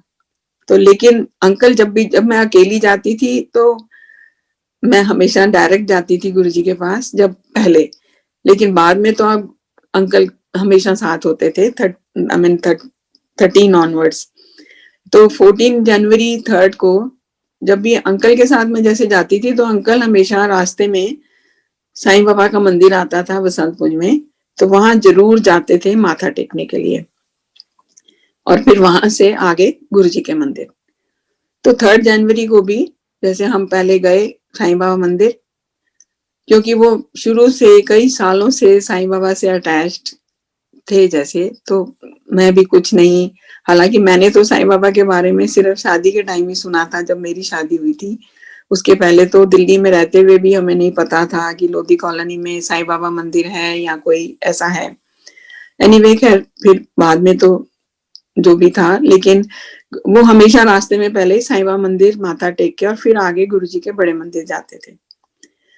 तो हम रास्ते में मंदिर गए और वहां आरती शुरू हो गई साईं बाबा की, तो देर हो गई थोड़ी, फिर वहां से निकले और ट्रैफिक मिला और भी लेट हो गए, तो देर होती गई और सर्दियों के दिन थे, जनवरी का महीना। तो अंकल ने ड्राइवर को बोला कि थोड़ा कोई डार्क स्पॉट होगा तो वहां पर साइड में गाड़ी रोकना, he wanted to ease himself. तो कहीं पर एकदम रास्ते में जैसे उस टाइम तो अब तो काफी वेल लेट और सड़कें भी चौड़ी हो गई हैं और अच्छा होता है, तो उस टाइम पे इतना नहीं था, तो एकदम रास्ते में विलेजेस जैसे आते हैं तो एकदम डार्क स्पॉट देख के ड्राइवर ने साइड में गाड़ी खड़ी कर दी और अंकल लेफ्ट साइड से नीचे उतरे, गाड़ी से बाहर गए। इतने में मेरे को फोन आ गया और मैं फोन अटेंड करने लग गई और ड्राइवर राइट साइड से अपना बाहर निकल के खड़ा हो गया उधर। तो थोड़ी देर हो गई, जैसे मैं फोन पे बात कर रही थी, मेरे को रियलाइज नहीं हुआ कि काफी टाइम हो गया है। तो ड्राइवर आया कि आंटी अंकल कहाँ गए हैं, अभी तक आए नहीं, क्या बात हो गई? मैंने कहा अभी आ जाएंगे, कोई नहीं। तो इतने में अंकल आ गए और जैसे ही वो अंकल अंदर आके बैठे तो उन्होंने जैसे ब्लेजर पहन रखा था, तो मेरे को कहा कि देखो मेरे ब्लेजर या ट्राउजर पे कहीं मिट्टी तो नहीं लगी, तो वैसे झाड़ने लगे। मैंने कहा नहीं, कहीं मिट्टी तो नहीं है। मैंने लाइट ऑन करी गाड़ी की, देखा कुछ भी नहीं था। मैंने कहा मिट्टी कहाँ से आएगी? मैं बड़ी हैरान हुई, पर मैं एक्चुअली बड़ी अंदर से वो एजिटेटेड सी हो रही थी कि देर हो रही है। तो मैंने उनको कहा आपने इतनी देर लगा दी और हम लेट हो रहे हैं, वहां पर मंदिर जाने के लिए लेट हो रहे हैं हम। तो मैं बहुत अंदर से डेस्परेट हो रही थी कि जल्दी पहुंचे। तो खैर हम चल पड़े। हम 8:30 पे बड़े मंदिर के गेट में एंटर किया हमने। तो मैं जल्दी हम चल रहे थे कि जल्दी से जाएं, क्योंकि 8:40 के करीब वहां पर तब चाय प्रसाद मिलना बंद हो जाता था और मंत्र जाप शुरू होता था 8:45 के करीब। तो मेरे को था कि आज अंकल का बर्थडे है, मैं दिल में सोची जा रही गुरुजी प्लीज प्लीज अंकल को चाय प्रसाद मिल जाए, उनको आप ब्लेस कर देना प्लीज प्लीज करके मैं उनको अरदास करी जा रही थी।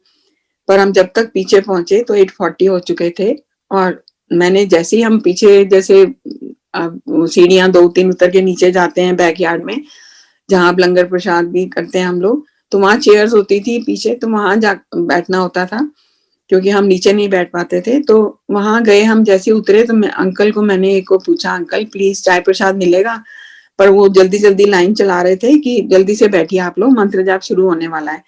तो जैसे गुरुजी ने मेरे को उन्हीं की आवाज में, जैसे उन्हीं की टोन में मेरे को अंकल ने डांट लगाई, आंटी चाय प्रसाद पीना होता है तो जल्दी आया करो। मेरे को बड़ी शर्म आई, मैंने कहा कोई नहीं चलो गुरुजी ओके जैसे आपकी मर्जी। पर फिर भी मैं जैसे इतने में मंत्र जाप शुरू हो गया, हम बैठ गए, जैसे आंखें बंद कर ली हम दोनों ने, और जैसे ही आंखें बंद करी मंत्र जाप शुरू हुआ और एक अंकल ने मेरे शोल्डर पे ऐसे हाथ लगा के बोला आंटी चाय प्रसाद। इमेजिन, और उनकी ट्रे में 2 गिलास जो उन्होंने एक अंकल को दिया एक मेरे को दिया।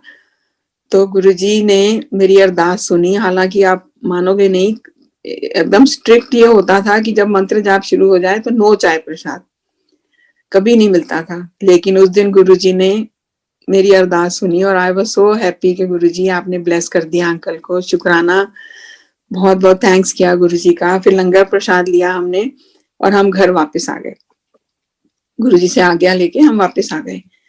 तो जब घर पहुंचे और जो मेरे को अंकल ने बताया, संगत जी सुन के रोंगटे खड़े हो गए।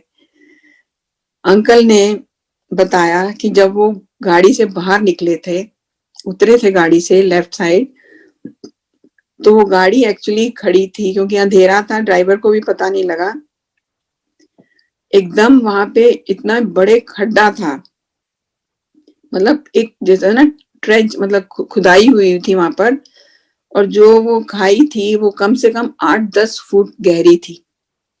तो अंकल ने जैसे ही एक कदम बाहर निकल के आगे बढ़ाया और वो उस खाई में गिर गए, और उस खाई में नीचे पूरे वो पत्थर बिछे हुए थे, और वो खुदाई हुई थी, जैसे वो होता है ना कि कुछ सीवेज की लाइनें या कुछ डलनी होती हैं, उसके लिए थी, और इतनी गहरी कि मतलब अंकल ने बताया बाद में कि जैसे वो खड़े होकर भी कोशिश कर रहे थे, ऊपर हाथ ऐसे हिलाएं या देखें कि कोई दिख जाए और किसी को आवाज लगाएं, पर उनका हाथ भी नहीं पहुंच रहा था ऊपर, एंड नहीं दिखाई दे रहा था उनको, अंधेरा भी था।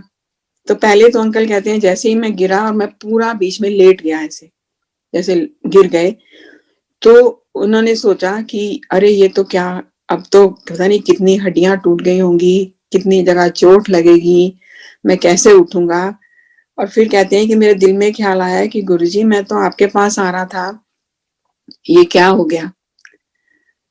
एक्चुअली अंकल को डर था अंदर से, क्योंकि एक बार 2009 में वो एक स्पीड ब्रेकर पे स्लिप कर गए थे और गिर गए थे नीचे, जैसे बैठ गए थे सिर्फ, तो और उनके पेल्विस के 4 फ्रैक्चर हो गए थे। सो ही गॉट सो स्केयर्ड कि अब मैं ऐसी बुरी तरह से गिरा हूं और पत्थरों के ऊपर, तो पता नहीं क्या होगा। तो उन्होंने गुरुजी से ऐसे ऐसी, जैसे इंसान जब ऐसी मुसीबत में होता है तो यही कहा कि गुरुजी ये क्या हो गया। तो और फिर उन्होंने जैसे खड़े होने की कोशिश करी और खड़े हो पाए और हाथ ऊपर करने की कोशिश करी, देखा कोई नहीं जा रहा था, किसी को आवाज लगाएं, और मैं तो गाड़ी के अंदर थी, दरवाजे बंद थे और ड्राइवर भी अंदर आके बैठ गया हुआ था, तो शायद आवाज लगाई भी हो उन्होंने तो हमें तो सुनाई नहीं दी। इतने में उन्होंने, कहते हैं जैसे ही मैंने जब लेटा हुआ था, कहते हैं मैंने ये सोचा कि हे भगवान, क्या ऐसे लेट गया हूं कि जैसे आपने मेरे को आज ग्रेव में लिटा दिया हो। कहते हैं ऐसे मेरा ध्यान, ऐसे ख्याल आया कि वाकई में जब ग्रेव के अंदर लेटते होंगे या लिटाते होंगे तो ऐसे ही ख्याल आता होगा, शायद ऐसे सोचते होंगे जो बॉडी होती होगी।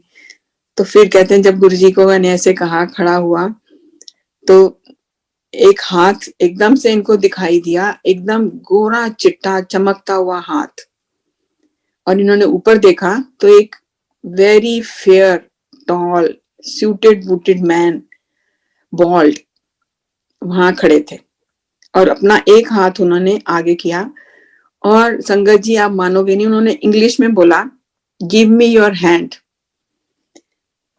और इन्होंने एक सेकेंड देखा और फिर अपना हाथ आगे किया, और ये कहते हैं कि मेरे को जैसे लगा कि मैं, जैसे होता है ना एक फेदर की तरह लाइट, और उन्होंने मेरे को एक हाथ, उसी एक हाथ ने मेरे को ऐसे खींच के और बाहर खड़ा कर दिया। मेरे को पता ही नहीं लगा मैं कब बाहर आके खड़ा हो गया, और जैसे बाहर, जैसे गिर के उठता है इंसान और थोड़ा देखता है कि कपड़ों को झाड़ा और ऐसे अपने आप को थोड़ा बैलेंस करने की कोशिश करी, और उसके बाद उनके दिल में एकदम ख्याल आया कि आई शुड थैंक हिम, जिन्होंने मेरे को बाहर निकाला है। तो देखा तो वहां कोई भी नहीं था। सो संगत जी, उन्होंने थोड़ा गाड़ी के आगे जाकर भी देखा कि शायद कोई आगे चले गए हैं, रोड क्रॉस कर रहे हो, पर कोई नहीं था वहां पर। सो संगत जी, वो कौन थे? गुरु जी, हमारे प्यारे गुरु जी, जो कि हमें किसी भी समय, किसी भी रूप में दर्शन देते हैं, क्योंकि वो हमेशा हमारे साथ होते हैं और हमेशा हमारी रक्षा करने के लिए साथ हैं। तो ये गुरुजी, और आप देखो, अच्छा इसी कनेक्शन में, सॉरी मैं थोड़ा बीच में भूल गई, जैसे 3 जनवरी का दिन था वो, और उसके पहले कुछ दिनों से अंकल को हिप में बड़ी पेन थी, वो चल नहीं पाते थे जैसे आसानी से, तो वो पेन किलर खा रहे थे, या कभी जैसे ऑइंटमेंट लगा लेनी, वॉलिनी वगैरह, और चल रहे थे। तो 3 जनवरी को भी सुबह जब बच्चों का फोन आया विश करने के लिए डैडी को बर्थडे, तो बेटी जैसे आपको बताया डॉक्टर है, तो उसने बोला डैडी आज आप जरूर जाएंगे एमआरआई कराने हिप का, don't take it so lightly. उन्होंने कहा ठीक है मैं जाऊंगा, लेकिन आज नहीं, आज तो मेरा बर्थडे है, मैं बर्थडे वाले दिन हॉस्पिटल नहीं जाऊंगा, कल जाऊंगा। उसने कहा ओके ठीक है, गो टुमारो। तो ये मतलब जब हम घर से भी जाने लगे थे बड़े मंदिर के लिए शाम को, तो इन्होंने पेन किलर खाई ताकि मैं वहां पर आराम से चल पाऊं। तो पेन किलर खा के घर से निकले थे। तो संगत जी जब वो बाहर आए और फिर घर जाकर जब ये मेरे को बता रहे थे, और हमने वहां ना बड़े मंदिर में रियलाइज किया इन्होंने भी, क्योंकि मेरे को तो मालूम ही नहीं था ये सब कुछ, और घर जाकर इन्होंने देखा कि मेरी तो पेन ही नहीं है। तो ही रियलाइज कि मेरी हिप की पेन तो गायब है। और ये भी जब बात कर रहे थे तो कहते हैं अरे मैंने तो अब देखा है कि मेरे तो कोई चोट नहीं है बिल्कुल, ऐसे नुकीले पत्थरों के ऊपर मैं गिरा था कि मेरे को लगा कि कई जगह स्क्रैचेस और बोन्स टूटी होंगी, लेकिन मैं तो बिल्कुल ठीक हूँ, एक स्क्रैच तक नहीं है कहीं पर। तो ये सब किसकी ब्लेसिंग है? गुरु जी खुद आए और उन्होंने हाथ, मैं आपको बताऊं अंकल ना हिंदी में भी कम बात करते थे, इंग्लिश में ज्यादा बात करते थे, घर में भी जैसे उनको आदत थी, जैसे ऑफिस में भाई आदत थी। तो इसलिए मैंने उनको कहा, और अंकल थोड़े हाइजीन का भी बहुत, मतलब किसी के गंदे हाथ हो थोड़े भी या कुछ ऐसे हो तो उनको बड़े हेसिडेंट होते थे किसी से हाथ भी मिलाने में। तो मैंने कहा देखो गुरुजी एकदम वाइट फेयर सूटेड बूटेड आए कि आप हेसिटेट ना करो उनका हाथ पकड़ने में, और उन्होंने अपना हाथ आपको देकर, जैसे है ना वो शब्द की कैसे वो बाह पकड़ के बाहर निकालते हैं, पार लगाते हैं, तो वही किया उन्होंने। सो शुक्राना गुरुजी। इस तरह से अंकल को भी 2-3 बार तो मैं फिर सुनाऊंगी, काफी टाइम हो गया है। तो अंकल को एक्सटेंशन ऑफ लाइफ भी मिली गुरुजी से, और हम सबको गुरुजी ने इतना ब्लेस किया। बाकी उतार चढ़ाव ये सब हमारे कर्मों के भोग हैं, वो सब तो हमें भोगने ही हैं, और गुरुजी का नाम लेकर हम भोगते रहेंगे, जब टाइम निकालेंगे तो शायद आसानी से निकल जाता है। तो इसलिए संगत जी हमें बस गुरुजी का शुक्राना करना है हर टाइम, शुक्राना शुक्राना, जो उन्होंने हमें इतना बड़ा इतना अच्छा परिवार दिया है, गुरुजी की संगत का इतना परिवार प्यारा, जो कि हर समय एक दूसरे के लिए कुछ भी करने को तैयार होते हैं।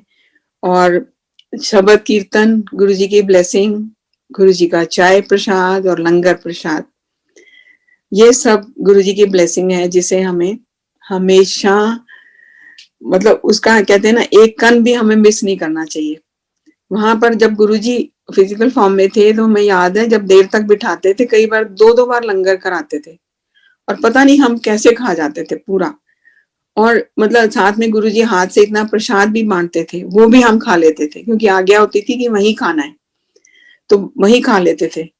और उसके बाद रात को कई बार 11-12 बजे गुरुजी हलवा प्रसाद बनवाते थे फिर, और फिर जैसे हम 10-12 संगत हैं तो 2-4 ग्रुप्स में ऐसे बिठा देते थे, 4-4 को। मेरे को याद है क्वार्टर प्लेट वाइट होती थी, उसमें हलवा प्रसाद आता था और उसमें 4 चम्मच, तो हम वो भी प्लेट जिसमें हलवा प्रसाद होता था उसको भी शेयर करते थे हम लोग। तो गुरुजी कितनी ऐश कराते थे, कितना खिलाते थे गुरुजी, और हम सब खाते थे, क्योंकि गुरुजी को ही पता था कि वो सब खिला खिला के उन्होंने हमारे कितने कर्म काटे, हमारी बीमारियां अंदर से दूर करी, क्या क्या नहीं ब्लेसिंग दी हमें, हमें कुछ नहीं हम जानते, और ना उस समय तो बिल्कुल भी समझ नहीं पाए। आपको घर में कोई 2 बार खाना खाने को बोले तो कितना मुश्किल होता है देखिए, लेकिन वहां हम 2 बार लंगर प्रसाद भी कर लेते थे। सो ये सब गुरुजी की ब्लेसिंग थी जो हमें नहीं समझ में आई, लेकिन अब समझ में आ रही है, तो गुरुजी से बार बार माफी मांगते हैं कि, और इसका भी मैं थोड़ा सा आपको बताऊं संगत जी, माफ करना मैं और 5 मिनट, कि गुरुजी की आज्ञा मानने में ही ब्लेसिंग है, हमें हमेशा उनकी आज्ञा माननी चाहिए। तो गुरुजी जब थे तब तो हमें खुद जैसे आज्ञा देते थे, पर हम क्योंकि तब ये नहीं समझ पाए कि हमें परमात्मा से आज्ञा मिल रही है या रब के चरणों में बैठे हैं, तो हमने कई आज्ञा नहीं भी मानी। तो जो मानी उसमें तो ब्लेसिंग ही ब्लेसिंग, और जो नहीं मानी और कितनी परेशानियां या नुकसान उठाया उसकी वजह से, वो हम ही जानते हैं, और उसके लिए माफी मांगते हैं गुरुजी से। मेरे को याद है, आई वॉज वर्किंग जैसे, तो 2007 आई थिंक फरवरी मार्च में ही गुरुजी ने मेरे को कहा कि तू नौकरी छोड़ दे। तो अब तो जैसे हमने कई सत्संग बाद में लाइट ऑफ डिविनिटी में पढ़े या सुने भी संगत जी से कि गुरुजी आज्ञा देते थे, तो कई संगत जी जैसे बिजनेस है या नौकरी है एकदम छोड़ देते थे, और उसी में उनको कितनी ब्लेसिंग मिलती थी। लेकिन हमें नहीं पता था ये सब। तो मैंने सोचा अब तो बिल्कुल रिटायरमेंट का टाइम पास आ गया है, इतने साल नौकरी करी है तो अब क्यों छोड़ूं, और बच्चे भी यहाँ नहीं है, अब तो फ्री हूं मैं बिल्कुल, तो टाइम कैसे पास करूंगी। तो मैंने गुरुजी की बात नहीं मानी। गुरुजी ने शायद 2 बार मेरे को बोला कि नौकरी छोड़ दे, की लोड़ है, पर मैंने नहीं छोड़ी। उसके बाद तो खैर गुरुजी चले गए। तो लेकिन गुरुजी तो हमारा, हमें तो सिर्फ यहीं तक दिखता सॉरी गुरुजी, लेकिन गुरुजी तो कितना पूरा हमारा आगे कई जन्मों तक का देख सकते हैं। तो गुरुजी ने जो मेरे को कहा था उसमें भी उनकी जो, वो देख सकते थे कि आगे क्या होने वाला है मेरे साथ। तो 2009 में संगत जी, अंकल जैसे मैंने आपको बताया, एक बार मार्च में कहीं जा रहे थे, या हम लोग वॉक ना जा रहे थे, तो रास्ते में अकेले थे, ये चल के जा रहे थे कहीं, तो गाड़ी से निकल के, और स्पीड ब्रेकर होगा दिखाई नहीं दिया, तो वहां ये स्लिप कर गए और वहीं पर जैसे स्पीड ब्रेकर के ऊपर गिर गए और बैठे रहे सिर्फ, मतलब बैठ के गिर गए जैसे, और इतने में ही किसी तरह से घर पहुंचे। लेकिन फिर एक्सरे वगैरह हुआ, पेन हो रहा था, तो पेल्विस के 4 फ्रैक्चर थे, और he was not suppose to get up from the bed for 4 months, सब कुछ बेड पर, he was not even allowed to go to toilet. तो चाहे अटेंडेंट वगैरह या जो भी घर में हेल्प जो भी, लेकिन फिर भी मेरे को मतलब उनके पास रहना बहुत जरूरी होता था। लेकिन मैं बिकॉज ऑफ जॉब मैं नहीं, मेरे को इतनी छुट्टी नहीं मिल रही थी, नहीं ले सकती थी, मेरे को जाना भी पड़ता था। तो I had real tough time, I mean managing job as well as इनको देखना, और बच्चे तो यहाँ थे नहीं, हम दोनों ही थे। और उसके बाद जुलाई में ये जैसे व्हील चेयर पे बैठना शुरू हो गए, और मतलब इनको थोड़ा घर के अंदर ही व्हील चेयर पे जैसे इधर उधर जाते थे। तो suddenly he came to know कि इनकी एक आई की आई साइट चली गई।